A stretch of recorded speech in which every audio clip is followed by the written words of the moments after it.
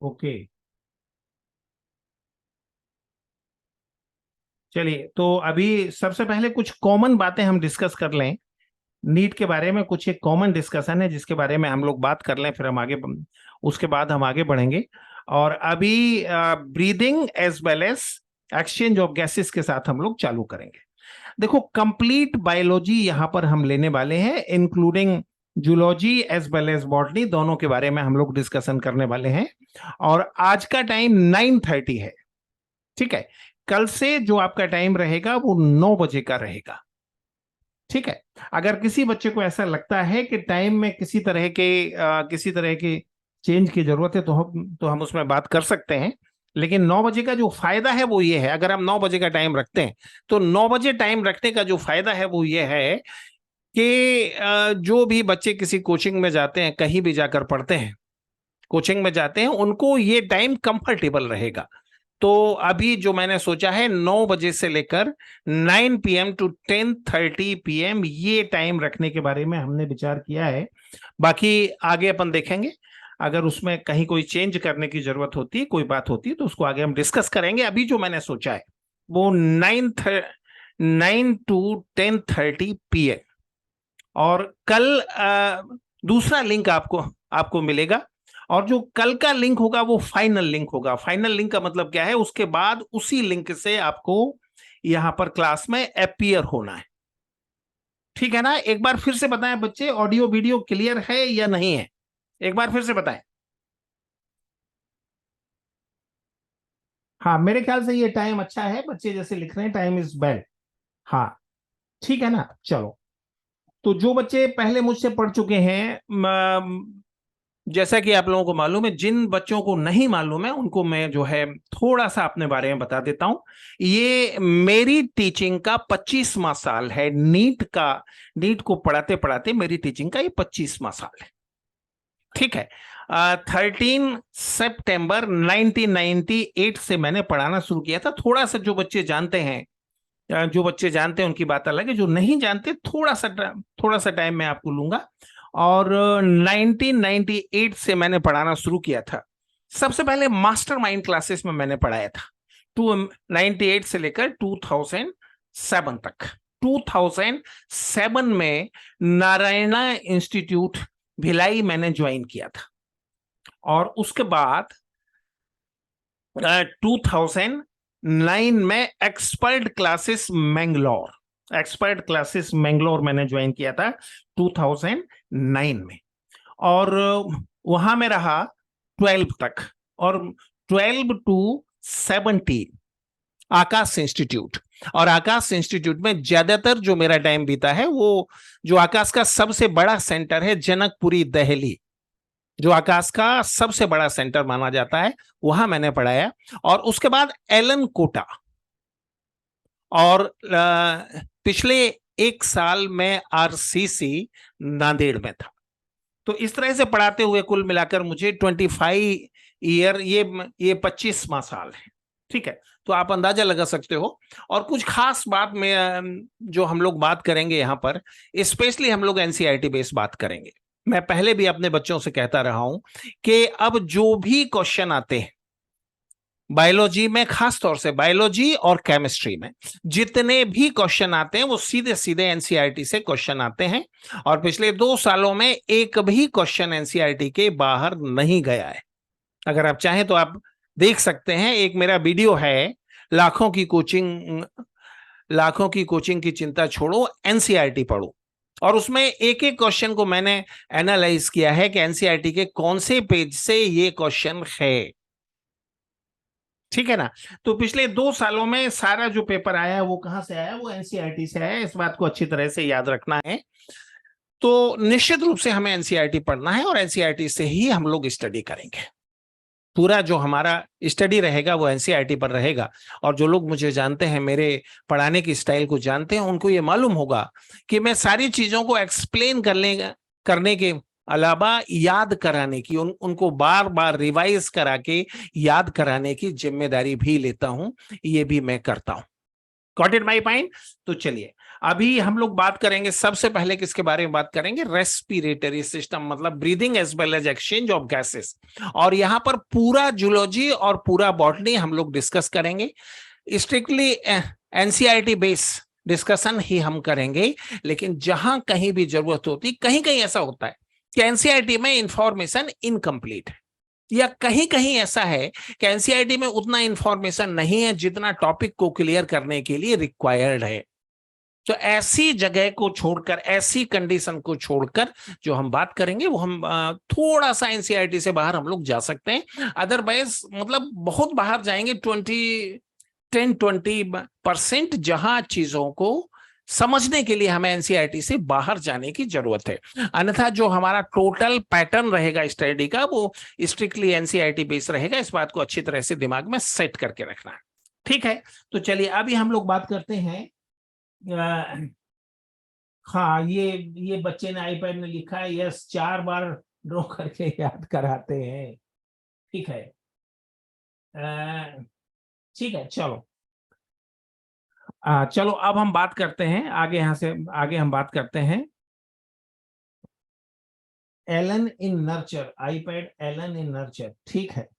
चलो हाँ, तो चलिए हम लोग बात करते हैं। अभी हमें बात करना है किसके बारे में, अभी हमें बात करना है, अभी तुरंत जो हम लोग बात करने वाले हैं, हम ये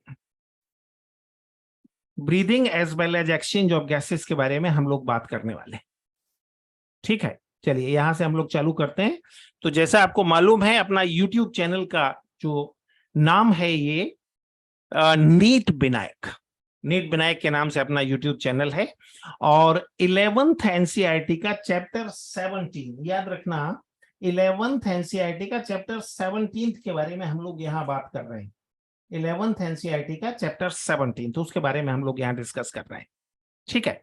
तो और इसमें पेज नंबर 268 से 268 पर यहाँ पर एनसीईआरटी है। इस बात को अच्छी तरह से याद रखना है, इस बात को अच्छी तरह से दिमाग में सेट करके रखना है, इसके बारे में हम लोग बात कर रहे हैं, ठीक है। तो चलिए बात करते हैं हम लोग, और यहां से हम लोग चालू कर रहे हैं। तो सबसे पहले हम लोग बात कर लें कि एनसीईआरटी में टोटल कितना कंटेंट है, टोटल एनसीईआरटी में कितना कंटेंट है। तो एनसीईआरटी में 17.1 ये रेस्पिरेटरी ऑर्गन के बारे में डिस्कशन है। उसके बाद हम आगे बढ़ेंगे 17.2, तो mechanism of breathing, mechanism of breathing के बारे में डिस्कशन है। फिर यहां से हम आगे बढ़ेंगे तो एक्सचेंज ऑफ गैसेस के बारे में हम बात करेंगे। उसके बाद वहां से हम आगे बढ़ेंगे तो हम बात करेंगे ट्रांसपोर्ट ऑफ गैसेस के बारे में। और 17.5 पर हम बात करेंगे रेगुलेशन ऑफ रेस्पिरेशन, और एंड 17.6 के बारे में हम बात करेंगे डिसऑर्डर ऑफ रेस्पिरेटरी सिस्टम। तो अभी हम सबसे पहले बात करेंगे 17.1 और 17.1 में हम किसके बारे में बात करते हैं, 17.1 में हम रेस्पिरेटरी ऑर्गन के बारे में बात करते हैं। उसमें सबसे पहले एनसीईआरटी में जो इंट्रोडक्शन है थोड़ा उसके बारे में हम लोग बात कर लें, ठीक है। देखो बेसिकली जो एनसीईआरटी का सबसे पहला पैराग्राफ है, सबसे पहले उसके बारे में हम बात कर रहे हैं।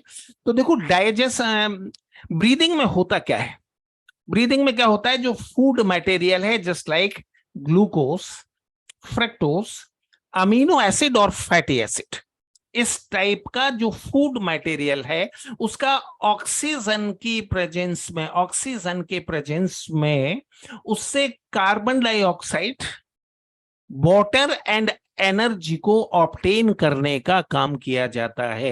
एनसीईआरटी ने डिफाइन किया है, किसको डिफाइन किया है, एनसीईआरटी ने रेस्पिरेशन को डिफाइन किया है।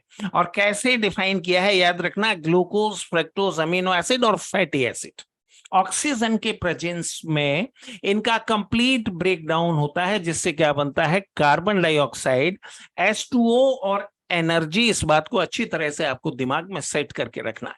मतलब हम चाहे तो ऐसे भी कह सकते हैं, हम चाहे तो इसको ऐसे भी कह सकते हैं कि एनर्जी ऑब्टेन करने का जो मैकेनिज्म है, अच्छी तरह से बच्चों याद रखना, एनसीईआरटी का 17th चैप्टर का ये पहला पैराग्राफ है। एनर्जी ऑब्टेन करने का जो मैकेनिज्म है, यही मैकेनिज्म क्या कहलाता है? ये मैकेनिज्म रेस्पिरेशन कहलाता है। इस बात को अच्छी तरह से आपको याद रखना है। ये एनसीईआरटी का पहला पैराग्राफ। फिर हम सेकंड पैराग्राफ पे जाते हैं। तो देखो, सेल क्या करता है? ऑक्सीजन लेता है। सेल क्या करता है? ऑक्सीजन लेता है और कार्बन डाइऑक्साइड को सेल रिलीज कर देता है। ये जो मैकेनिज्म है, ये भी क्या कहलाता है? ये भी अल्टीमेटली रेस्पिरेशन कहलाता है। ठीक है, एनसीईआरटी ने इसको कैसे लिखा है वो भी देख लेते हैं। This process of exchange of oxygen from atmosphere with carbon dioxide produced by the cell is called as breathing, commonly known as respiration। बेटा ये एनसीईआरटी का लाइन है, एग्जैक्टली ये एनसीईआरटी का लाइन है। इस बात को अच्छी तरह से याद रखना, बिल्कुल ये एनसीईआरटी का लाइन। केवल फॉन्ट मैंने उसका चेंज किया है, साइज थोड़ा सा बढ़ाया है, और ये सारे नोट्स पीडीएफ के फॉर्म में आप तक पहुंचाए जाएंगे। इस बात को अच्छी तरह से याद रखना। ठीक है, तो कुल मिलाके एटमॉस्फेयर से ऑक्सीजन को लेना और कार्बन डाइऑक्साइड को रिलीज करना, ये एनसीईआरटी के टर्म में क्या कहलाता है? ये एनसीईआरटी के टर्म में ब्रीदिंग कहलाता है। इस बात को अच्छी तरह से यहां पर याद रखना। एनसीईआरटी के टर्म में क्या कहलाता है? एनसीईआरटी के टर्म में ये ब्रीदिंग कहलाता है। इस बात को अच्छी तरह से याद रखना है। बात समझ में आ रही है? तो इस बात को यहां पे अच्छी तरह से याद रखेंगे। ठीक, चलिए अब यहां से आगे बढ़ते हैं। हाँ, यहां से आगे बढ़ते हैं, अगले पेज पर आते हैं। ये भी एनसीईआरटी की लाइन, इसको देखते हैं। Mechanism of breathing very among different group of animal. बेटा याद रखना, हम लोग एनसीईआरटी को डिस्कस कर रहे हैं, मतलब एनिमल का जो अलग अलग ग्रुप है उसमें जो ब्रीदिंग का मैकेनिज्म है वो अलग अलग होगा, रेस्पिरेशन का मैकेनिज्म अलग अलग होगा। देखो, सोचने की बात है। जो इनिशियल ऑर्गेनिज्म है, इनिशियल ऑर्गेनिज्म है, just like Porifera, Coelenterata, Ctenophora, Platyhelminthes, इनमें रेस्पिरेटरी ऑर्गन नहीं होता। सबसे पहले रेस्पिरेटरी ऑर्गन कहां होता है? वो फाइलम एनिलिडा में होता है।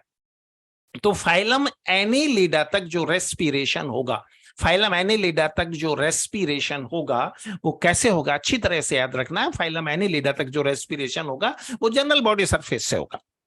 ठीक है, फिर अलग अलग फाइलम में, जैसे हम बात करें फाइलम एनिलिडा के बारे में, फाइलम एनिलिडा में भी स्पेसिफिक रेस्पिरेटरी ऑर्गन नहीं होता, लेकिन एनसीईआरटी ने उसके क्यूटिकल को जो है रेस्पिरेटरी ऑर्गन मान लिया है। इस बात को याद रखना। ठीक है, तो याद रखना, mechanism of breathing very among different group of animal depending mainly on their habitat and level of organization। मतलब रेस्पिरेशन को तय करने वाला फैक्टर कौन है?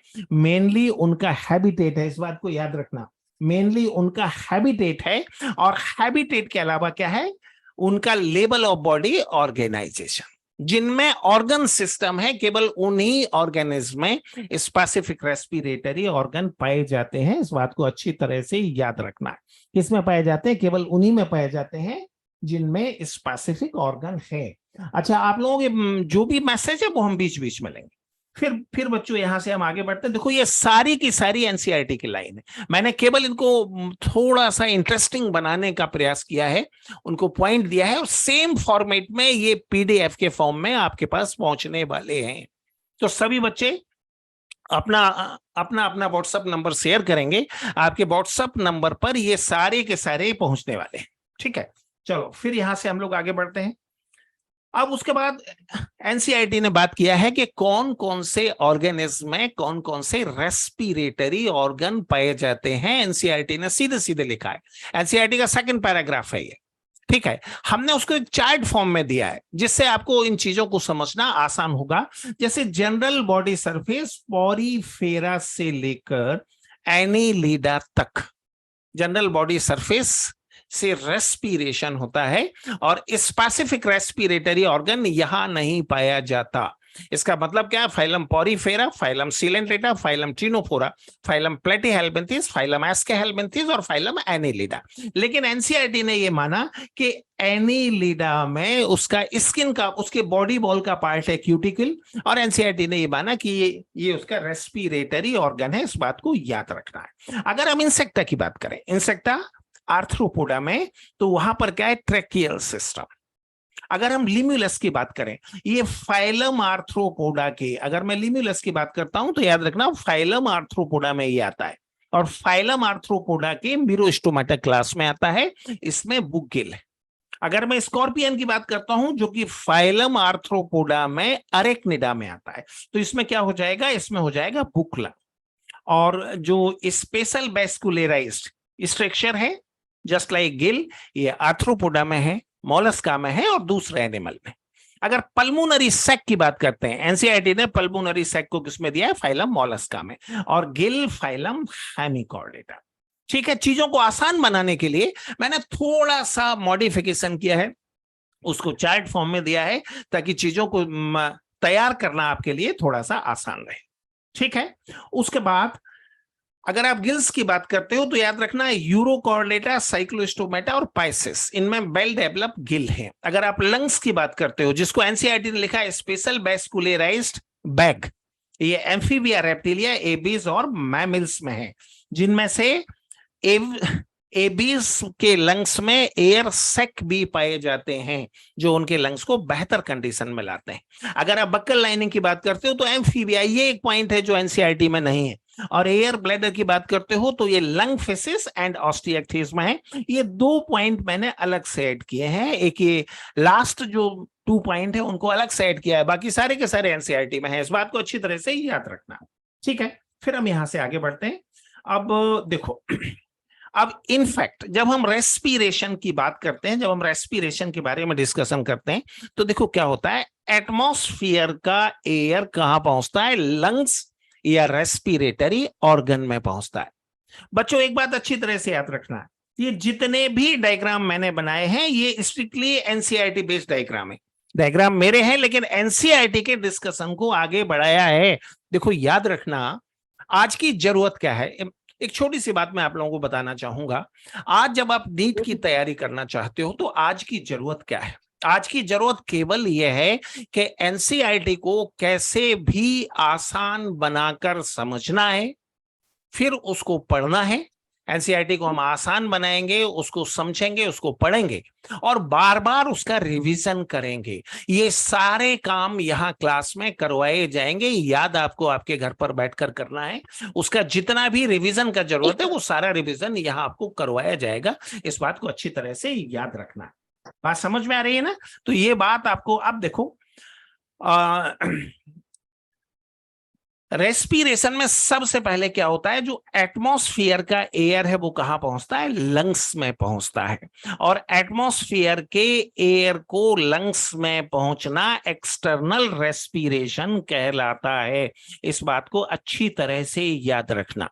एटमॉस्फेयर के एयर का लंग्स में पहुंचना ये क्या कहलाता है, ये एक्सटर्नल रेस्पिरेशन कहलाता है, इस बात को अच्छी तरह से याद रखना।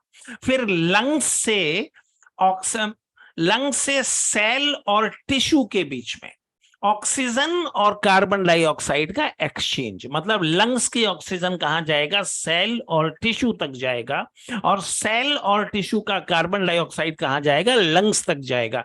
ये जो एक्सचेंज है ये क्या कहलाता है, ये इंटरनल रेस्पिरेशन कहलाता है, इस बात को याद रखना। ये क्या कहलाता है, ये इंटरनल रेस्पिरेशन कहलाता है। एक बार फिर इस बात को समझो, एटमॉस्फेयर की एयर का लंग्स तक पहुंचना मतलब एक्सटर्नल रेस्पिरेशन, और लंग्स और सेल और टिश्यू के बीच में एयर का एक्सचेंज ये क्या कहलाता है, ऑक्सीजन और कार्बन डाइऑक्साइड का एक्सचेंज ये क्या कहलाता है, ये कहलाता है internal respiration. Got it my point? सारे बच्चे जरा एक बार अपना रिएक्शन देंगे। मुझे ये बताओ, ये जो कुछ भी हम पढ़ रहे हैं, हेलो। हाँ, ये जो कुछ भी हम लोग पढ़ रहे हैं, हेलो। तो ये सारे बच्चे लिखकर बताएंगे, सारे बच्चे ही लिखकर बताएंगे जो कुछ भी हम पढ़ रहे हैं क्या ये सारा आपको समझ आ रहा है, हम जो कुछ भी पढ़ रहे हैं क्या ये सारा आपको समझ आ रहा है, सारे बच्चे मैसेज करेंगे।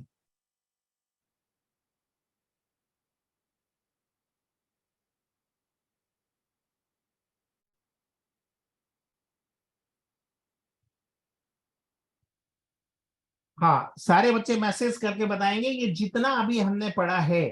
हाँ, रिपीट हम करेंगे बेटा, वो उसको हम रिपीट करेंगे। अभी केवल ये बता दो कि जितना हमने पढ़ा है क्या ये सभी समझ आ रहा है, एकदम क्लियर है। हाँ, इसका ग्रुप में बनाऊंगा, आईपैड ने मैसेज किया है कि इसका ग्रुप बना दीजिए, ग्रुप में बनाऊंगा, वो सब मैं करूंगा, वो सारी चीजें जिन चीजों की जरूरत है वो सारी चीजों को हम बनाएंगे। और हाँ एक, हाँ इसका इसका ग्रुप में बनाऊंगा, ठीक है ना। और ये जितना जो कुछ भी हम पढ़ रहे हैं ये सब आपके पास पहुंचेगा। अच्छा, एक बात मुझे और बता दो जरा। अच्छा, ये आईफोन लिख रहे हैं सर, आप एलन में पढ़ाया था मुझे बेटा तुम्हारा नर्चर बैच में। ओके ओके, नर्चर बैच में पढ़ाया, वेरी गुड। क्या नाम क्या है तुम्हारा, नाम बताओ जरा, ओरिजिनल नाम बताओ। ओके ओके, अफीफ, या तुम्हारा नाम मुझे याद आ गया, मेरे ख्याल से मैंने तुम्हें एमएनएक्स बैच में पढ़ाया है। क्या एमएनएक्स बैच में पढ़ाया? एमएनएक्स बैच मैंने जो पढ़ाया था ये इसमें संज्ञान 2 में। हाँ, संज्ञान 2 में पढ़ाया था, संज्ञान 2 बिल्डिंग में, यस डेफिनेटली। ठीक है ना। तो सभी बच्चों को यहां तक ये बात समझ में आ रही है। आईपैड का नाम है सिद्धार्थ और आईफोन का नाम है अफीफ। ओके, चलो बेटा देखो, एक दो बातें यहाँ पे और समझ लो, अभी हम आगे बढ़ते हैं। उसके पहले एक दो बातें यहाँ पे हम लोगों ने अच्छी तरह से, एक दो बातें हम यहाँ पे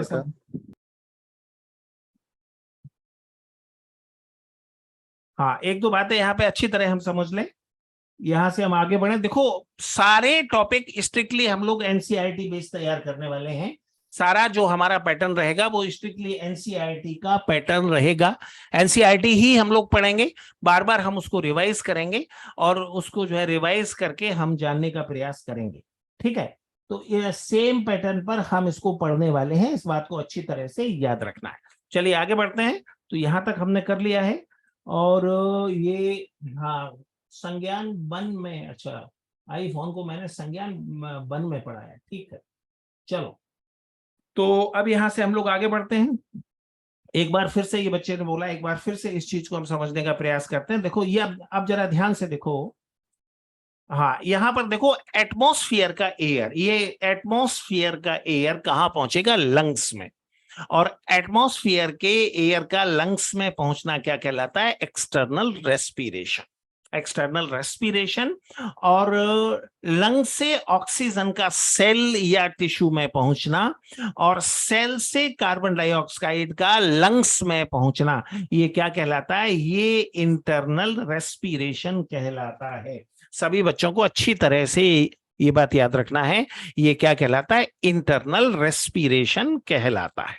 ठीक है, अब देखो इसके बाद जो हमें पढ़ना है वो रेस्पिरेटरी सिस्टम पढ़ना है। लेकिन बेहतर होगा कि अभी तक जितना हमने पढ़ा है एक बार उसको हम रिवाइज करें, एक बार उसके बारे में हम पढ़ें, फिर हम आगे बढ़ें। तो देखो अभी हम क्या पढ़ रहे हैं, ये 17.1 जो पार्ट है इसका हम लोग स्टडी कर रहे हैं। ठीक है, इसमें देखो सबसे पहले हमने क्या पढ़ा कि रेस्पिरेशन में हम क्या करते हैं? रेस्पिरेशन में ग्लूकोज, फ्रक्टोज, अमीनो एसिड और फैटी एसिड, ऑक्सीजन की प्रेजेंस में इन सभी का ब्रेक डाउन करते हैं। और इनके ब्रेक डाउन से क्या बनता है? कार्बन डाइऑक्साइड बनता है, वाटर बनता है और एनर्जी बनता है। ठीक है, फिर उसके बाद हमने ये देखा कि सेल एटमॉस्फेयर से ऑक्सीजन लेता है और कार्बन डाइऑक्साइड को एटमॉस्फेयर में छोड़ देता है। मतलब बिल्कुल ये सारे डायग्राम बिल्कुल वैसे ही हैं जैसे एनसीईआरटी में बने हुए हैं। जिस तरह के डायग्राम एनसीईआरटी में, सेम डायग्राम हमने लिया है। तो सेल क्या करता है? एटमॉस्फेयर से ऑक्सीजन लेता है और एटमॉस्फेयर को कार्बन डाइऑक्साइड छोड़ देता है, और ये मैकेनिज्म क्या कहलाता है? ब्रीदिंग, जिसको कॉमनली हम रेस्पिरेशन कहते हैं। ठीक है, फिर उसके बाद एनसीईआरटी की लाइन है, mechanism of breathing very among different group of animal. मतलब एनिमल के अलग अलग ग्रुप में, एनिमल के अलग अलग ग्रुप में जो ब्रीदिंग का मैकेनिज्म है वो अलग अलग होता है। और कौन सी बातें इसको तय करती हैं? Depending mainly on their habitat and level of organisation. फिर वहां से हम आगे बढ़े। तो फिर उसके बाद हमने ये रेस्पिरेटरी ऑर्गन का बात किया है, जनरल बॉडी सरफेस पॉरीफेरा से लेकर एनेलिडा तक। ट्रेकियल सिस्टम किसमें है? इंसेक्टा में। बुक गिल किसमें है? लिब्यूलस म्यूरोस्टोमाटा। बुकलंग किसमें है? स्कॉर्पियन अरेक्नेडा। गिल और स्पेशल वेस्कुलराइज्ड स्ट्रक्चर किसमें? आर्थ्रोपोडा। पल्मोनरी सैक किसमें? मोलस्का। गिल किसमें हुआ? हेमिकॉर्डेटा। फिर उसके बाद हमने बात किया गिल, एनसीईआरटी ने उसको लिखा है special vascularised structure. Urochordata, Cyclostomata और पाइसिस में भी है। लंग्स को एनसीईआरटी ने लिखा है स्पेशल वेस्कुलराइज्ड बैक। ये एम्फीबिया, रेप्टिलिया, एबीज और मैमेलिया में है। और एबीज के लंग्स में एयर सैक भी पाए जाते हैं, इस बात को अच्छी तरह से याद रखना है। बक्कल लाइनिंग किसमें है? एम्फीबिया में है। और एयर ब्लैडर किसमें है? लंगफिश और ऑस्टिएक्थिस में। ठीक। उसके बाद फिर हमने बात किया किसके बारे में? एटमॉस्फेयर और लंग्स के बीच में एयर का एक्सचेंज क्या कहलाता है? External respiration. और लंग से ऑक्सीजन का सेल में पहुंचना और सेल से कार्बन डाइऑक्साइड का लंग्स में पहुंचना, ये क्या कहलाता है? ये कहलाता है इंटरनल रेस्पिरेशन। इस बात को अच्छी तरह से याद रखना है। तो ये हमने इसका पहला पॉइंट हमने यहां पर कवर किया है, इस बात को याद रखना। ठीक है। अब इसके दूसरे पॉइंट में हम लोग आते हैं। इसके दूसरे पॉइंट में आते हैं। देखो यहां पर हमने respiratory system of human being, NCERT में जनरल डिस्कशन के बाद उसमें इंट्रोडक्शन के बाद जो दूसरा पॉइंट है वो क्या है? Respiratory system of human. Respiratory system of human. ठीक है। तो अब जरा ध्यान से देखो, ह्यूमन का रेस्पिरेटरी सिस्टम में सबसे पहले कौन सा ऑर्गन है? नेजल चेंबर, जो कि बक्कल कैविटी, ये बक्कल कैविटी है। और बक्कल कैविटी के अपर साइड पर क्या है? देखो ये अपर साइड पर नेजल चेंबर है, ये बक्कल कैविटी। और बक्कल कैविटी के ठीक अपर साइड पर क्या है? नेजल चेंबर है। इस बात को अच्छी तरह से याद रखना है। नेजल चेंबर के बैक साइड में क्या है? यहाँ जो बना हुआ है ये स्काई ब्लू कलर से, ये फेरिंग्स। ठीक है। अब देखो फेरिंग्स, फेरिंग्स एक तो लेरिंग्स के साथ में कनेक्ट करता है। जहां ये लेरिंग्स के साथ में कनेक्ट करता है वो ब्रीदिंग का हिस्सा है। बात समझ में आ रही है? जहां ये लेरिंग्स के साथ में कनेक्ट करता है, एक बार फिर से समझो जरा। ये हमने एक सिंपलीफाइड डायग्राम बनाया respiratory system of human being का। देखो ये बक्कल कैविटी, बक्कल कैविटी के अपर साइड पर क्या है? Nasal chamber. इस बात को याद रखना। हाँ ठीक है। ये आईफोन बता रहे हैं कि MNE4 में सर आप हमको पढ़ाए थे संज्ञान बिल्डिंग में। ओके, हाँ बिल्कुल पढ़ाए थे मैंने। हाँ बेटा, अब जरा ध्यान से देखो, ये बक्कल कैविटी हुआ। बक्कल कैविटी के ऊपर क्या है? Nasal chamber. बक्कल कैविटी के ठीक ऊपर क्या है? Nasal chamber. और बक्कल कैविटी, नेजल चैम्बर और लेरिंग्स के बैक साइड में क्या है? फेरिंग्स। ये जो स्काई ब्लू कलर से बना हुआ है, ये स्काई ब्लू कलर से बना हुआ जो स्ट्रक्चर है, ये स्ट्रक्चर क्या कहलाता है? ये फेरिंग्स कहलाता है। इस बात को अच्छी तरह से याद रखना। क्या कहलाता है? ये फेरिंग्स कहलाता है। ठीक है। अब उसके बाद यहां पर ध्यान से देखना है। अब फेरिंग्स देखो, एक साइड में तो ये लेरिंग्स में जाकर खुल जाता है, यहां ये लेरिंग्स में जाकर खुल जाता है। और दूसरे साइड में यहां पर ये ईसोफेगस में जाकर खुलता है। जरा सारे बच्चे ये बताएंगे कि ये जो कर्सर है ये आप लोगों को दिखाई दे रहा है या नहीं दिखाई दे रहा है? यहां पर जो ये कर्सर मैं घुमा रहा हूं, ये कर्सर आप लोगों को साफ साफ दिखाई दे रहा है या नहीं दिख रहा है? ठीक है, दिखाई दे रहा है बच्चों को। ठीक है ना? तो हाँ, चलो अब यहां पे आगे बढ़ जाओ। तो देखो ये क्या हुआ? बक्कल कैविटी, बक्कल कैविटी के ऊपर क्या है? Nasal chamber. और नेजल चेंबर के पीछे क्या है? इसके पीछे फेरिंग्स, जो स्काई ब्लू कलर में बना है, ये फेरिंग्स। देखो फेरिंग्स नीचे के साइड में कहा जुड़ जाता है? इसोफेगस में। और ये दूसरे साइड में कहा जुड़ जाता है? लेरिंग्स में। लेरिंग्स किसमें खुलता है? ट्रेकिया में। ट्रेकिया किसमें खुलता है? ब्रोंकस में। और ब्रोंकस किसमें खुलता है? लंग्स में खुलता है। ब्रोंकस कहाँ खुलता है? अच्छी तरह से याद रखना, ब्रोंकस लंग्स में खुलता है। बेटा ग्लोटिस के बारे में हम बात करेंगे अब, अभी जब हम इसके डिटेल में जाएंगे। हाँ, ये वीडियो याद रखना, ये कल तक अपलोड हो जाएगा नीट विनायक यूट्यूब चैनल पर, ठीक है ना? ये अभी जो हम वीडियो बना रहे हैं ये कल तक अपलोड हो जाए। जितने भी यहाँ क्लास रहेंगे उन सभी के वीडियो अपलोड होंगे, अच्छी तरह से इस बात को याद रखना, उन सभी के वीडियो अपलोड होंगे, तो इसलिए कोई चिंता करने की जरूरत नहीं, सारे के सारे वीडियो अपलोड होंगे। Got it my point? बात समझ में आ रही ना? नहीं नहीं, ये बेटा बिल्कुल हम एनसीईआरटी के उसमें चल रहे हैं, एनसीईआरटी के सीक्वेंस में चल रहे हैं। देखो समझाने के लिए थोड़ा सा हम मतलब बिल्कुल, जैसे सबसे पहले हमने एनसीईआरटी का पहला जो टॉपिक है उसका इंट्रोडक्शन वो पढ़ा है। अब एनसीईआरटी का दूसरा टॉपिक क्या है? Respiratory organ. तो थोड़ा सा एक कॉमन डायग्राम मैंने ऐड किया है, ठीक है ना? थोड़ा सा कॉमन डायग्राम हमने ऐड किया है, ठीक है ना? थोड़ा सा कॉमन डायग्राम मैंने ऐड किया है इसलिए ताकि पूरे सिस्टम को एक बार हम समझ लें। उसके बाद फिर एनसीईआरटी के सीक्वेंस में एक एक ऑर्गन का हम स्टडी करेंगे। देखो थोड़ा सा मॉडिफिकेशन यहां पर, बाकी एनसीईआरटी में जो मतलब पहला हेडिंग है इंट्रोडक्शन के बाद, इंट्रोडक्शन में रेस्पिरेटरी ऑर्गन वगैरह है। उसके बाद जो पहला हेडिंग है, वो पहला हेडिंग क्या है? पहला हेडिंग है मतलब हेडिंग नहीं है, लेकिन उसमें किस बात का जिक्र है? Respiratory system of human being. तो निश्चित रूप से हाँ, ये जो है वेदिका ने पूछा, क्वेश्चन भी होगा। बेटा एक बात यहाँ पे अच्छी तरह से याद रख लो, हम बायोलॉजी यहाँ लेने जा रहे हैं, कंप्लीट बायोलॉजी हम यहाँ लेंगे। कंप्लीट बायोलॉजी में क्या क्या शामिल है? जूलॉजी और बॉटनी दोनों शामिल है, नंबर 1। उसके बाद उसका रिवीजन भी शामिल है, उसके बाद उसका क्वेश्चन पेपर भी शामिल है, और उसके बाद उसका टेस्ट सीरीज भी शामिल है। यहाँ कंप्लीट मतलब कंप्लीट जो है बायोलॉजी को हम लेने वाले हैं। बात समझ में आ रही है ना?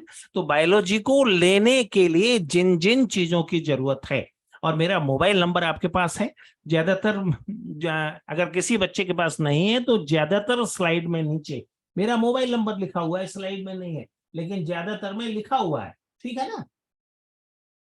हाँ, ठीक है ना? तो ये जो है वो भी आपको क्लियर रहेगा। चलो एक बार फिर से जरा इसको हम समझते हैं, एक बार फिर से समझते हैं। देखो ये बक्कल कैविटी, बक्कल कैविटी के ऊपर क्या है? बक्कल कैविटी के ऊपर है नेजल चैम्बर। इस बात को याद रखना, ये स्ट्रक्चर हुआ नेजल चैम्बर। उसके पीछे जो स्काई ब्लू कलर से बना हुआ है, ये स्काई ब्लू कलर से बना हुआ स्ट्रक्चर क्या है? ये है फेरिंग्स। फेरिंग्स में यहाँ जो ये वॉयलेट कलर से स्ट्रक्चर बना हुआ है, ये स्ट्रक्चर क्या कहलाता है? ये कहलाता है इसोफेगस, जो डाइजेशन का हिस्सा है। फिर फेरिंग्स किस में खुल जाएगा? ये लेरिंग्स में जाकर खुल जाएगा, ठीक है। और उसके बाद क्या रहेगा? ट्रेकिया, और ट्रेकिया के बाद क्या रहेगा? ब्रोंकस, और ब्रोंकस के बाद क्या रहेगा? लंग्स। ब्रोंकस के बाद क्या रहेगा? लंग्स। अगर इस पूरे डायग्राम में रेस्पिरेटरी सिस्टम के कंटेंट को आप समझना चाहते हो तो देखो, एयर सबसे पहले कहां जाएगा? एयर सबसे पहले नेजल चैम्बर में जाएगा। ये नेजल चैम्बर है, सबसे पहले यहां एयर को जाना है। नेजल चैम्बर के बाद एयर को कहां जाना है? नेजल चैम्बर के बाद एयर को फेरिंग्स में जाना है। फेरिंग्स के बाद ये कहां जाएगा? लेरिंग्स में। और लेरिंग्स के बाद ये कहां जाएगा? लेरिंग्स के बाद ये ट्रेकिया में जाएगा।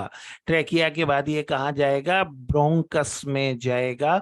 और ब्रोंकस के बाद ये कहां जाएगा? लंग्स में जाएगा। अगर आप रेस्पिरेटरी पैसेज की बात करते हो, अब बेटा एक बात यहां पे और समझ लो।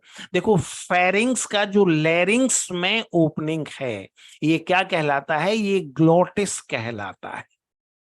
फेरिंग्स का जो लेरिंग्स में ओपनिंग है, ये क्या कहलाता है? ये ग्लोटिस कहलाता है, ठीक है।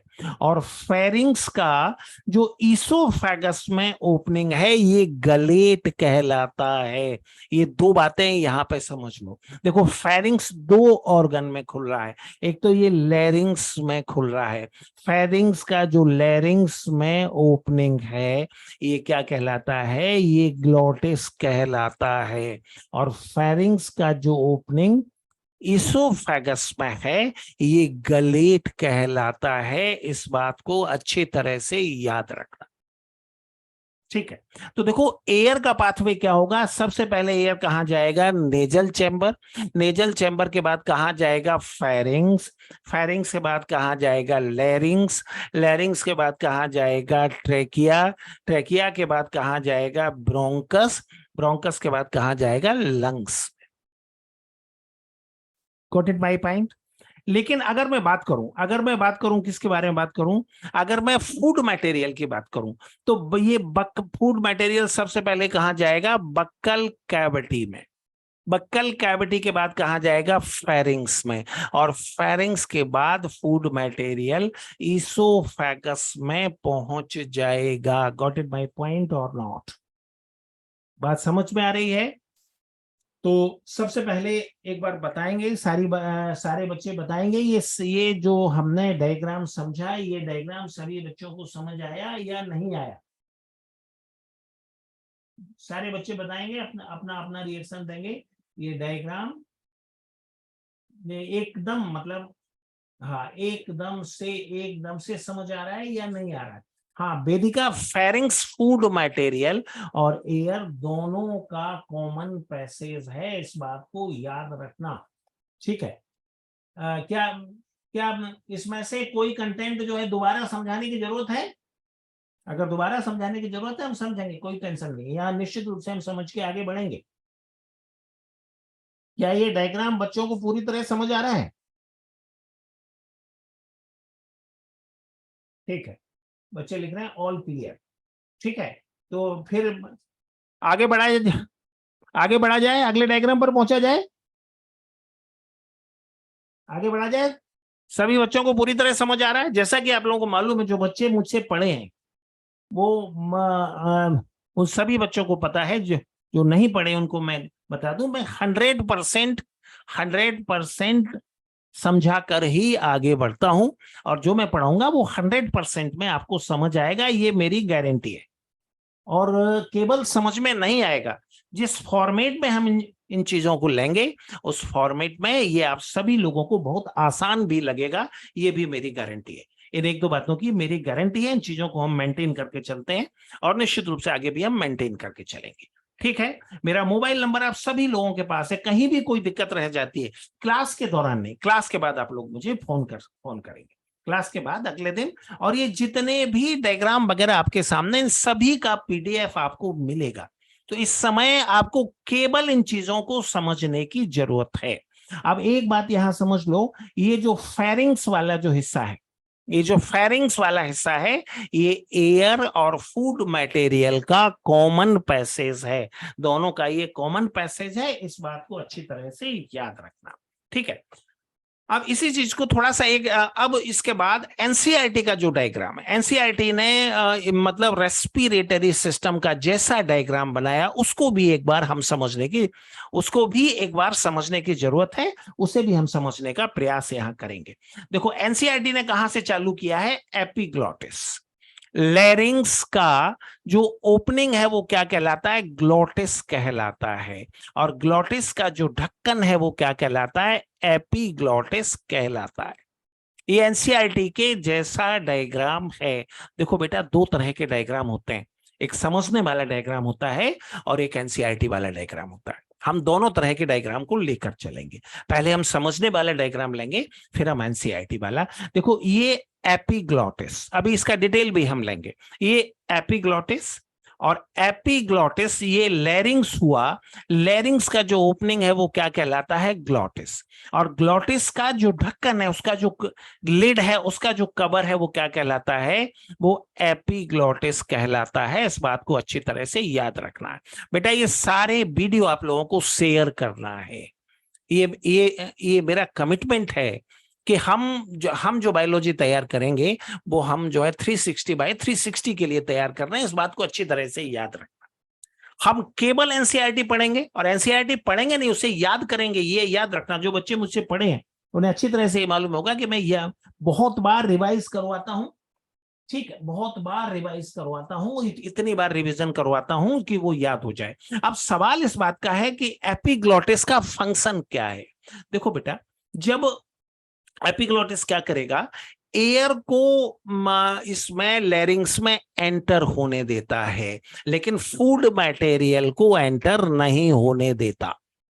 अगर कोई भी फॉरेन पार्टिकल लैरिंग्स में एंटर होना चाहता है तो एपिग्लॉटिस क्या करेगा, उसको रोक देगा। लेकिन एयर इसके साइड से अंदर जाती है, एयर जाती रहेगी, लेकिन फूड मटेरियल या कोई भी इंसेक्ट या कोई भी एंटर होना चाहता है तो उसको ये अंदर जाने से रोक देगा। ठीक है। फिर देखो ये ट्रेकिया, और ट्रेकिया में ये रिंग लगा हुआ है। ट्रेकिया में क्या होता है, कार्टिलेज से बना हुआ रिंग होता है, तो ये कार्टिलेज से बना हुआ रिंग है। ठीक है, ये कार्टिलेज से बना हुआ रिंग है। इंटरनेट अनस्टेबल होता है, देखो ये कार्टिलेज से बना हुआ रिंग है, इस बात को अच्छी तरह से याद रखना। और ट्रैकिया जहां पर खत्म होगा वहां पर क्या है, ये देखो दो ब्रोंकस हैं जो कहां जाएंगे, दोनों लंग्स में जाएंगे, ये ब्रोंकस हो जाएगा। ठीक है।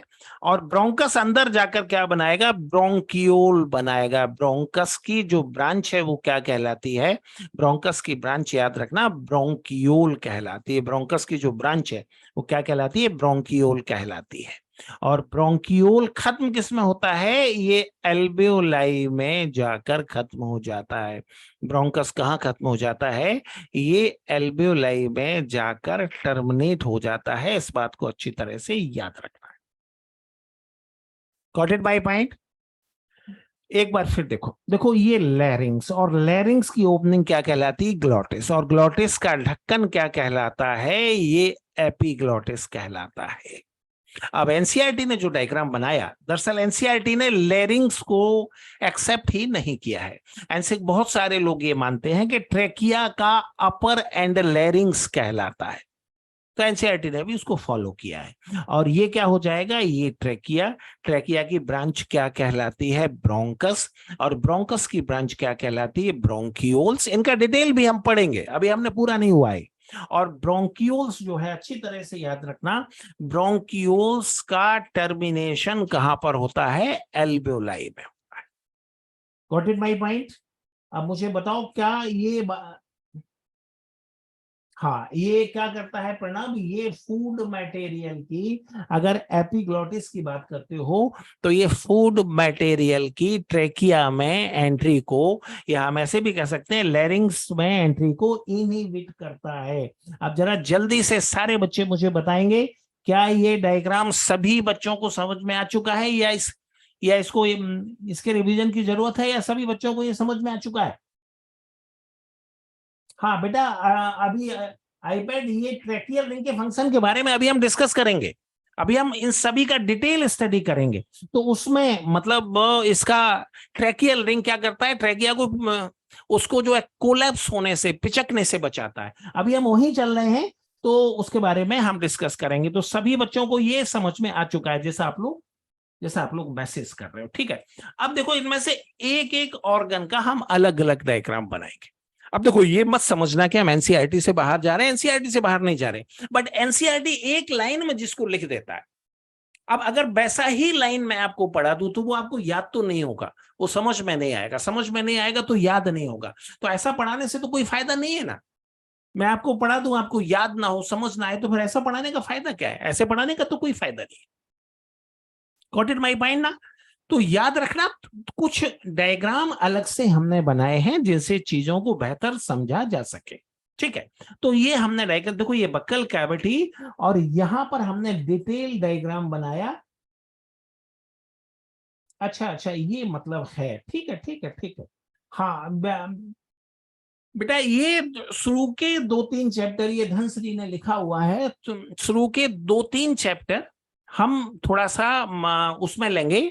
उसके बाद अकॉर्डिंगली एनसीईआरटी के सीक्वेंस में आगे बढ़ेंगे, वहीं से चालू करेंगे। 1-2 चैप्टर थोड़ा सा, क्योंकि एनसीईआरटी के जो शुरुआती चैप्टर हैं वो एकदम नीरस हैं, ठीक है ना, तो उनको थोड़ा सा हम बाद में लेंगे। ठीक है, थोड़ा सा, ज्यादा नहीं, मतलब तुम ये समझो कि 10-15 दिन का अंतर समझो, और एग्जाम के बहुत पहले हम लोग ये सारी चीजों को खत्म करेंगे। ठीक है, एग्जाम के बहुत पहले हम खत्म करेंगे, और पूरे सेटिस्फैक्शन के साथ पूरी तरह से समझाकर हम खत्म करेंगे। ठीक है। तो देखो ये हमने डायग्राम बनाया, नेजल चैम्बर का हमने डायग्राम बनाया। अब इसको ध्यान से देखो, ये बक्कल कैविटी है। अब देखो नेजल चैम्बर में सबसे पहली बात देखो, दो ओपनिंग है, ये इसका एक्सटर्नल ओपनिंग है नेजल चैम्बर का। और नेजल चैम्बर का एक्सटर्नल ओपनिंग क्या कहलाता है? ये कहलाता है एक्सटर्नल नेयर्स और एक्सटर्नल नॉस्ट्रिल। क्या कहलाता है? एक्सटर्नल नेयर्स और एक्सटर्नल नॉस्ट्रिल। और इसका इंटरनल ओपनिंग है। इंटरनल ओपनिंग कहाँ है? इसका इंटरनल ओपनिंग फेरिंग्स के साइड में है, इस बात को याद रखना। ये क्या कहलाता है? ये इंटरनल नेयर्स और नॉस्ट्रिल और चोआना। जो एक्सटर्नल ओपनिंग है ये एक्सटर्नल नेयर्स और एक्सटर्नल नॉस्ट्रिल, और जो अंदर का ओपनिंग है वो इंटरनल नेयर्स और नॉस्ट्रिल और चोआना। इसका चोआना नाम केवल ह्यूमन बीइंग में इस्तेमाल होता है। और इसका जो अंदर का चैम्बर है, अच्छी तरह से याद रखना, ये इसके अंदर का चैम्बर है। इसका जो लोअर पार्ट है ये वेस्टिब्यूल कहलाता है, और इसका जो अपर पार्ट है ये नेजल चैम्बर प्रॉपर कहलाता है। अब इसमें और भी कई सारे स्ट्रक्चर हैं जिनको समझाने का मेरा मन कर रहा है। जैसे इसमें बोन होता है, क्या नाम है, इसके अंदर बोन होता है, ठीक है। लेकिन सवाल इस बात का है कि यहां सवाल मेरे मन का नहीं है, मैंने बहुत सारा पढ़ाया, ठीक है, लेकिन यहां मैं एनसीईआरटी को पकड़ के चलना है। इंफीरियर नेजल कॉन्का, इसमें बोन होता है 1 पेयर, बट एनसीईआरटी ने कहीं उसको टच नहीं किया है। तो एनसीईआरटी ने जहां टच नहीं किया है उन चीजों को निश्चित रूप से हमें क्विट करना है, उन चीजों को हमें छोड़ना है। मेरा मन तो बहुत सारी चीजों को पढ़ाने का करता है, लेकिन यहां हम केवल वही पढ़ेंगे जो एनसीईआरटी में है। इस बात को अच्छी तरह से याद रखना, एनसीईआरटी के बाहर कुछ भी हम लोग पढ़ने वाले नहीं हैं। बेटा एक दो बातें यहाँ पे और समझ लो, एक दो बातें मैं आप लोगों को और यहाँ बताना चाहूंगा। देखो आज की तारीख में, देखो एनसीईआरटी में कंटेंट बहुत ज्यादा नहीं है, बच्चे कहाँ रह जाते हैं, चूक कहाँ होती, जरा इस बात को समझो। एनसीईआरटी में कंटेंट बहुत ज्यादा नहीं है, लेकिन उन कंटेंट को बहुत अच्छी तरह से याद करने की जरूरत है। कंटेंट एनसीईआरटी में बहुत ज्यादा नहीं है, बट उसको बहुत अच्छी तरह से याद करने की जरूरत है। अगर हम बहुत अच्छी तरह से उसको याद करेंगे तो निश्चित रूप से हमारा सिलेक्शन होगा, निश्चित रूप से हमें बेहतर पोजीशन मिलेगी। Got it my point. लेकिन जब कंटेंट को हम बढ़ा देते हैं, जैसे एक छोटा सा एग्जांपल मैं आपको देना चाहूंगा, एपिथेलियल टिश्यू आप सभी ने पढ़ा होगा, ठीक है। एनसीईआरटी में कितना एग्जाम्पल है, पूरा एपिथेलियल टिश्यू में कुछ 14 एग्जाम्पल है, और उन 14 एग्जाम्पल को याद करना बहुत ही आसान है, कठिन नहीं, आसानी से आप याद कर सकते हो उन 14 एग्जाम्पल को। लेकिन जब हम एग्जाम्पल का नंबर बढ़ा देते हैं, अच्छा और एक बात मैं आपको और बता दूं, पिछले 10 सालों में एपिथेलियल टिश्यू का एक भी एग्जाम्पल एनसीईआरटी के एग्जाम्पल से बाहर नहीं आया। ये बात आपको मालूम है कि नहीं मालूम है? अगर ना मालूम हो तो मैं आपको बता देता हूं, एक भी क्वेश्चन एनसीईआरटी के एग्जाम्पल से बाहर नहीं आया। Got it my point. तो जब क्वेश्चन बाहर आता ही नहीं है तो हमें क्यों ज्यादा पढ़ना है? देखो एक बात याद रखना, कम खाने से कोई बीमार नहीं पड़ता, लेकिन जब आप ओवर ईटिंग करते हो तो बीमारी होती है, तो आप बीमार पड़ते हो। सेम चीज कंपटीशन पर लागू होती है। जितना कम स्टडी मटेरियल आपके पास होगा, तो किन्हीं किन्हीं चैप्टर में जहां एनसीईआरटी ने भी बहुत फालतू बातें लिखी उनको भी हम कट करेंगे।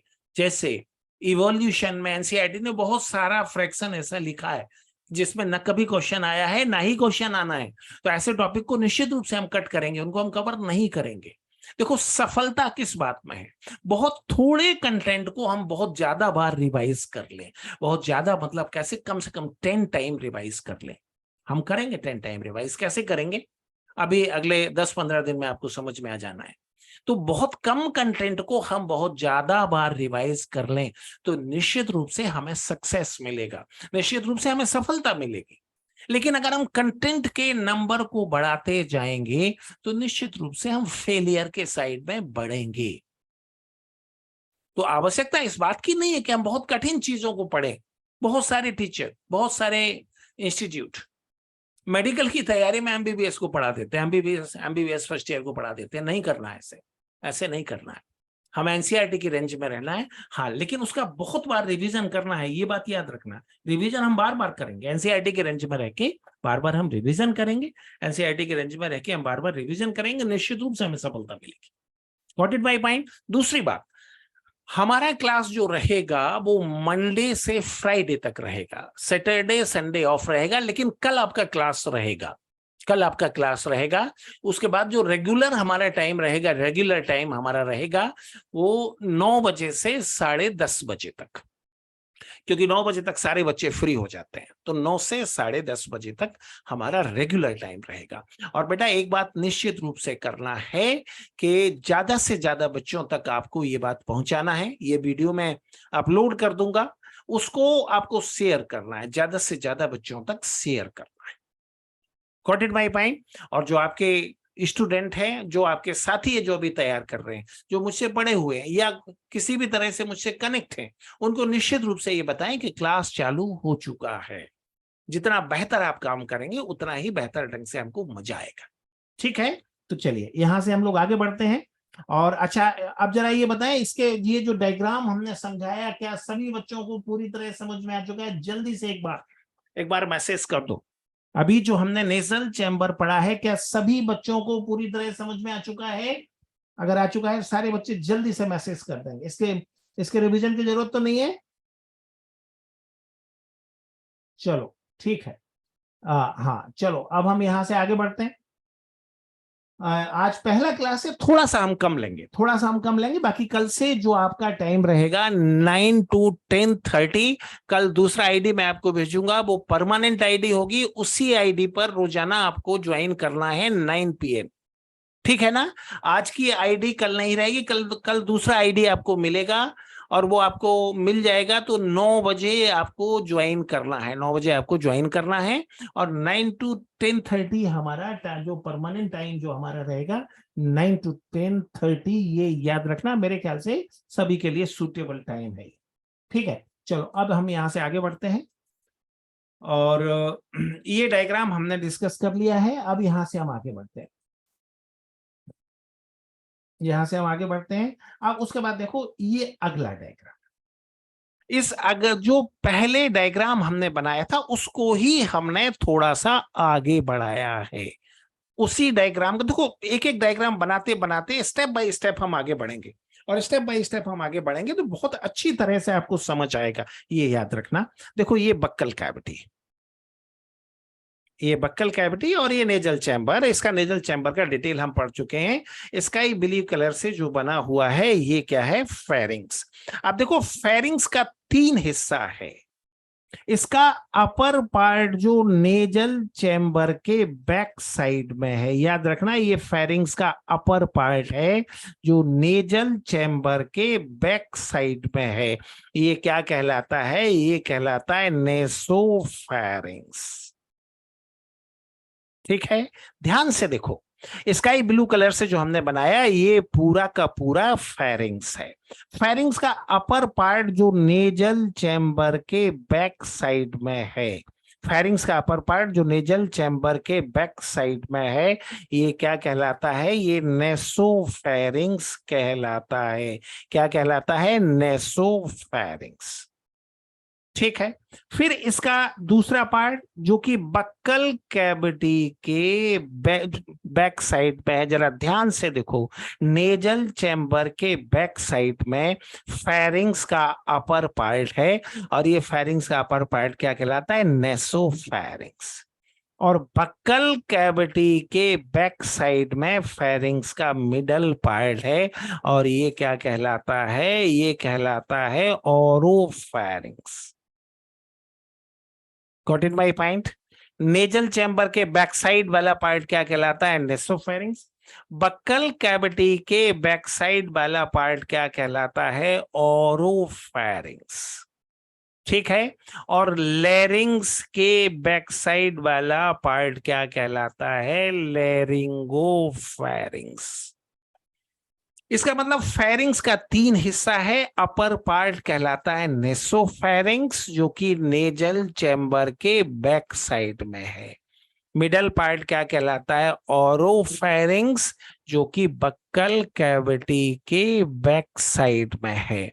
और लोअर पार्ट क्या कहलाता है? लेरिंगोफेरिंक्स, जो कि लेरिंग्स के बैक साइड में है। अब जरा ध्यान से देखना, लेरिंगोफेरिंक्स एक साइड में ईसोफेगस में खुल जाता है, जिसको हमने ग्रीन कलर से बनाया। और लेरिंगोफेरिंक्स की ईसोफेगस में ओपनिंग क्या कहलाती है? गलेट। लेरिंगोफेरिंक्स की ईसोफेगस में ओपनिंग क्या कहलाता है? ये गलेट कहलाता है। इस बात को अच्छी तरह से याद रखना, ठीक है। लेरिंगोफेरिंक्स की ईसोफेगस में ओपनिंग क्या कहलाता है? गलेट। और लेरिंगोफेरिंक्स का लेरिंग्स में ओपनिंग क्या कहलाता है? ग्लॉटिस, जो कि यहां रेड कलर से बना हुआ है। फिर से मेरी बात को ध्यान से सुनो, लेरिंगोफेरिंक्स का ईसोफेगस में ओपनिंग गलेट कहलाता है, जबकि लेरिंगोफेरिंक्स का लेरिंग्स में ओपनिंग ग्लॉटिस कहलाता है। और ग्लॉटिस का ढक्कन क्या कहलाता है? ये ग्लॉटिस का जो ढक्कन है ये एपीग्लॉटिस कहलाता है। ग्लॉटिस का जो ढक्कन है, इसका जो लिड है, इसका जो कवर है, वो क्या कहलाता है? इसका कवर एपीग्लॉटिस कहलाता है। इस बात को अच्छी तरह से याद रखना। Got it my point? एक बार फिर समझो, फेरिंग्स का अपर पार्ट क्या कहलाता है? नेसोफेरिंग्स। किसके पीछे होता है? नेजल चैम्बर के पीछे। फेरिंग्स का मिडल पार्ट क्या कहलाता है? ओरोफेरिंग्स। किसके पीछे होता है? बक्कल कैविटी के पीछे। और फेरिंग्स का लोअर पार्ट क्या कहलाता है? लेरिंगोफेरिंग्स। ये किसके पीछे होता है? लेरिंगोफेरिंग्स, याद रखना, ये लेरिंग्स के बैक साइड पे होता है। लेरिंगोफेरिंग्स का ईसोफेगस में ओपनिंग गलेट कहलाता है, जबकि लेरिंगोफेरिंग्स का लेरिंग्स में ओपनिंग ग्लोटिस कहलाता है, जिसका ढक्कन एपीग्लोटिस कहलाता है। अब मुझे सारे बच्चे बताएं, क्या यहां तक ये बात सभी बच्चों को समझ आ रही है या इसमें कोई डाउट? यस, बिल्कुल ठीक लिखा है, वेदिका ने बिल्कुल ठीक लिखा है कि इसका पोस्टीरियर ओपनिंग क्या कहलाता है? इसका पोस्टीरियर, सारे बच्चे जल्दी से बताएंगे, एकदम से समझ में आ चुका है? कोई डाउट या कंफ्यूजन तो नहीं है? इसका पोस्टीरियर ओपनिंग क्या कहलाता है? इसका पोस्टीरियर ओपनिंग गलिट कहलाता है, जबकि इसका एंटीरियर ओपनिंग क्या कहलाता है? इसका एंटीरियर ओपनिंग ग्लोटिस कहलाता है। ठीक है, अब आज हम लोग यहीं तक करेंगे, लेकिन जो हमने पढ़ा है अब अभी जरा इस टॉपिक को एक बार हम रिवाइज कर लें, फिर हम आगे बढ़ेंगे। मतलब फिर उसके बाद हम, अब जरा एक बार हम इसका रिवीजन कर लें जो अभी तक हमने पढ़ा है। देखो बेटा, याद रखना, पढ़ाई में सबसे ज्यादा इंपॉर्टेंट चीज क्या होता है? रिवीजन होता है। इस बात को अच्छी तरह से याद रखना, ठीक है। अब आ जाओ यहाँ पे, देखो ये हमने सबसे पहले पढ़ा, अभी मतलब ये सेकंड टाइम जो हमने सबसे पहले पढ़ा, ये बक्कल कैविटी।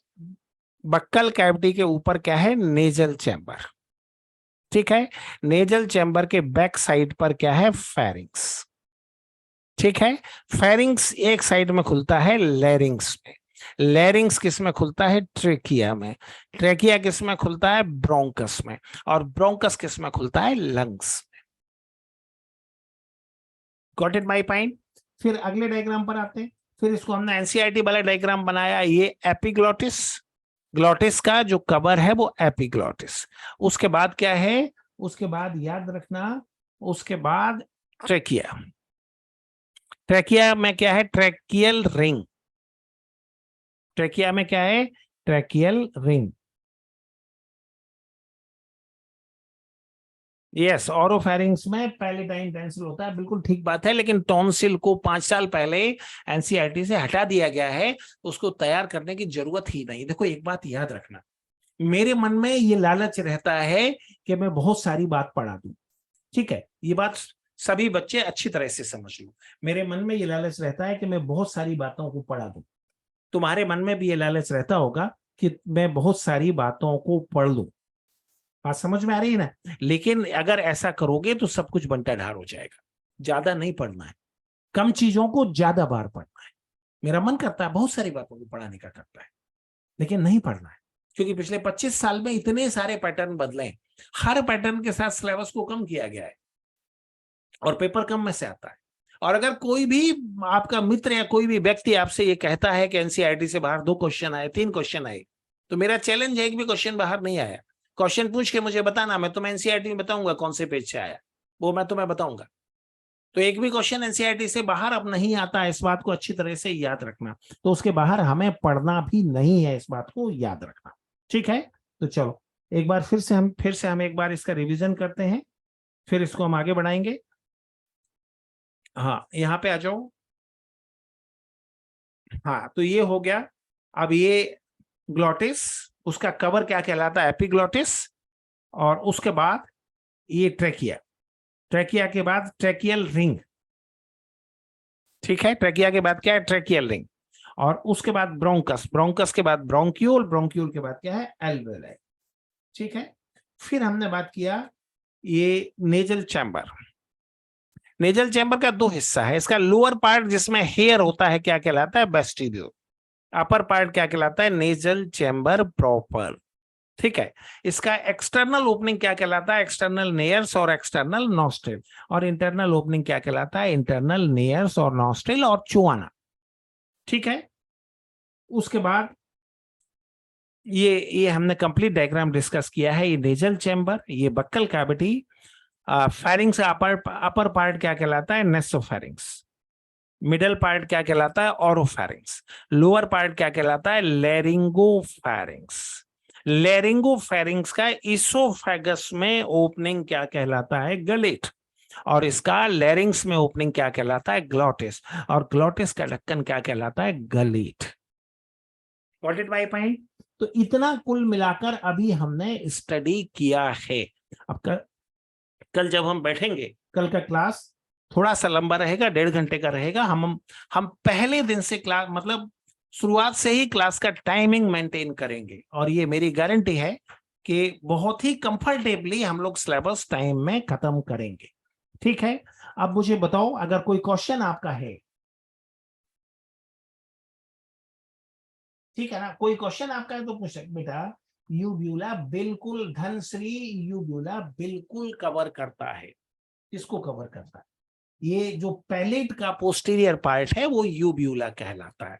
लेकिन एक बात, मेरी बात समझो, और भी कई सारी बातें हैं जिनको समझाने का मेरा मन करता है। इंटरनल लेयर्स को बिल्कुल कवर करता है यूब्यूला, ठीक है, लेकिन जो एनसीईआरटी से बाहर निकल गया उसमें तय उसको डिस्कस करने का कोई मतलब ही नहीं है।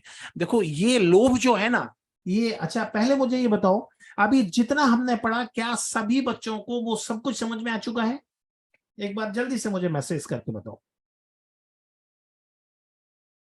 सारे बच्चे मैसेज करेंगे।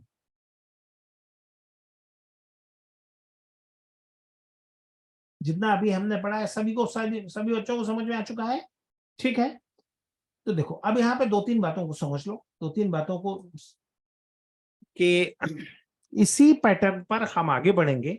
और ये जो कुछ भी हम पढ़े हैं, ये इन सभी का पीडीएफ आपके पास अवेलेबल रहेगा। दूसरा, ये पूरा लेक्चर कल अपलोड हो जाना है, मॉर्निंग तक अपलोड हो जाना है नीट विनायक यूट्यूब चैनल पर। तो वहां से भी आप डाउनलोड कर सकते हो। नीट विनायक यूट्यूब चैनल से भी आप चाहोगे तो वहां से भी आप लोग इसको डाउनलोड कर सकते हो। ठीक है, तीसरी बात, अगर अभी तक आपने चैनल को सब्सक्राइब नहीं किया है तो चैनल को सब्सक्राइब करें, शेयर करें और अच्छे अच्छे कमेंट भी करते रहें। तीसरी बात बेटा, क्लास हमने चालू किया है और निश्चित रूप से उस डायरेक्शन में हम जाएंगे जहां 360x360 आपको मिलेगा। ठीक है, लेकिन केवल एक काम आपको करना है। आज हमने क्लास चालू किया है, केवल एक काम आपको करना है, ज्यादा से ज्यादा शेयर करना है, ज्यादा से ज्यादा क्लास को शेयर करना है और दूर तक ये पहुंचाना है। Got it my point? अगर कोई क्वेश्चन आपके मन में है, कोई बात आपके मन में है तो आप पूछ सकते हो। अगर कोई क्वेश्चन आपके मन में है, कोई बात आपके मन में है तो आप पूछ सकते हो। 2 मैसेज अभी हैं, अभी मैं देख लेता हूं। हाँ, ठीक है, ये आई पैन लिखा है, टेलीग्राम पर एक ग्रुप, हाँ ठीक है। अच्छा ठीक है ना। देखो टेलीग्राम चैनल अपना नीट विनायक के नाम से ही है, सेम नाम से, नीट विनायक के नाम से अपना टेलीग्राम चैनल भी है। ठीक है, और ये इसका जो पीडीएफ वगैरह होगा वो मैं टेलीग्राम चैनल पर भी अपलोड करूंगा। ठीक है ना। तो ये मतलब ये हम लोग करते रहेंगे और निश्चित रूप से हम लोग बहुत अच्छी तरह से करेंगे। ठीक है, तो आज हम लोग यहीं कंप्लीट करते हैं। कल से हम कल जो है 9 to 10:30 PM इस ड्यूरेशन में कल हम बात करेंगे। ठीक है, okay, all the best, good night.